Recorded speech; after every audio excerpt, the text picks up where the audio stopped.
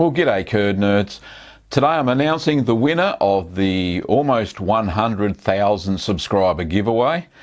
So the winner, and it was selected randomly by the software that I was using, is Elizabeth Menard, and Elizabeth is from British Columbia in Canada. Congratulations, Elizabeth. You have won yourself a hard cheese kit, and I'll be sending that out in the post very soon. Just a few stats around the competition or the giveaway.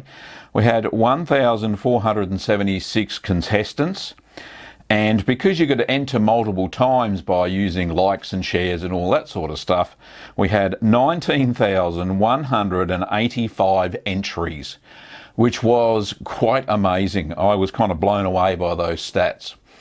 I think we'll have some giveaways as we reach other milestones on the channel, but yeah, this was certainly worth it, and congratulations once again, Elizabeth, for winning your hard cheese kit.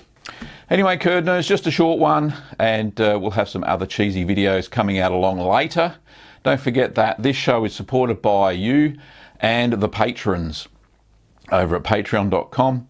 A little as $1 a month can help these videos and the cheese making recipes and tutorials and the updates all coming.